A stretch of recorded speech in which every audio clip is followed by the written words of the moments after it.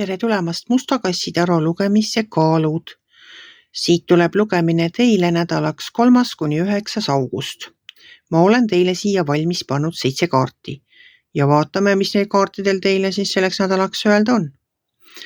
Nädal algab teil siin karikate 4-ga. Karikate 4 on ootamise kaart. See on tüdimuse kaart. See on inimene on tüdinenud ootamisest.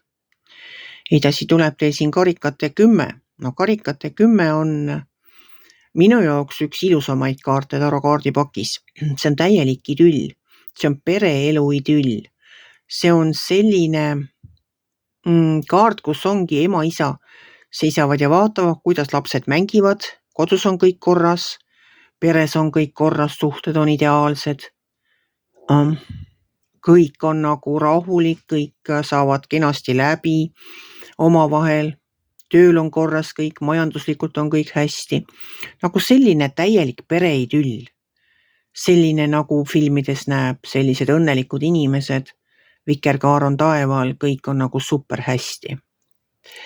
Edasi tuleb teil siin müntide 7. Müntide 7 tähendab ootamist. Teie olete nüüd kõik ära teinud. Teie olete seemned mulda pannud, olete väetanud kastnud ja nüüd ei ole muud oodata, kui seda, millal saak valmib. Ühesõnaga, see on selline saagi ootamise aeg. See projekt, mille te olete algatanud, mis on käima lükatud, mis on seal käinud juba mõnda aega, siis nüüd on vaja lihtsalt oodata, millal ta hakkab seda sisse tooma, mida ta peab sisse tooma. Edasi tuleb armastajate kaart. Armastajate kaart minu jaoks on valikute kaart. See on selline valik, kus tuleb valida selle unistuste vahel, millest te unistate, mida te tahaksite teha või saavutada ja selle vahel, mis teil juba olemas on. Põhimõtteliselt, kas hakkate oma unistusi püüdma, teete sammud selle nimel, et oma unistusi täita või lepite sellega, mis teil juba on. Edasi siin all on karikate 2. Karikate 2 on minu jaoks hingesugulase kaart. Ta on selline kaart, kus on inimene, kellega te saate ühtemoodi asjadest aru. Mõtlete ühtemoodi, näete maailma ühtemoodi, teil on ühed samad väärtushinnangud. Ta on selline inimene, kellega koos on hea olla, kellega saab kõigest rääkida.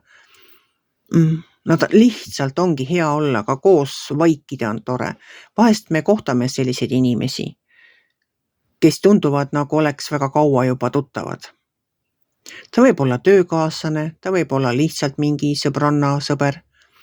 Ta võib olla uus inimene, ta võib olla ka mõni avastate mõne vanema tuttava juures, kellega olete kauem tuttav selles mõttes. Et päris hea on temaga koos rääkida asjadest, arutada, mõelda, et näed nii palju ühiseid iseloomujooni või nii palju ühiseid huvisid või mis iganes ühine on. Et mulle see kaart meeldib. Ma soovin kõigile sellist inimest. See on nagu hea sõber, suur südame sõber. Edasi tuleb siin müntide 5. Müntide 5 on minu jaoks vaesuse kaart. See on kas hirm vaesuse ees või oletegi tõesti oma rahad kuskile projekti alla pannud ja näpud on põhjas ja ootate, millal see hakkab ennast tasa teenima ja sisse tooma. Või see lihtsalt on hirm, et teen seda või teist, hakkan unistusi taga ajama, tuleb vaesus majja.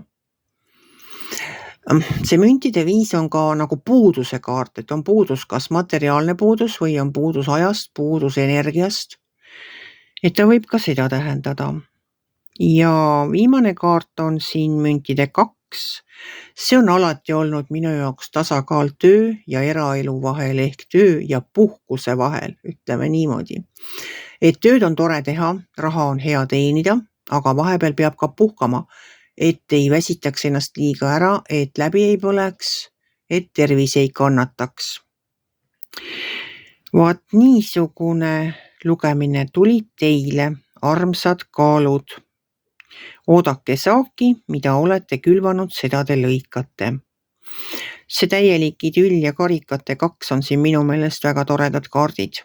Ja väga kena nädal on teil. Nautige seda augustikuud, nautige Eestimaa suve ja tulgu teil üks tore ja imeline nädal. Kui teile minu lugemine meeldis, ärge olge kitsi, pange ikka like pöial üles, võite ka kommenteerida ja kohtume järgmisel nädalal.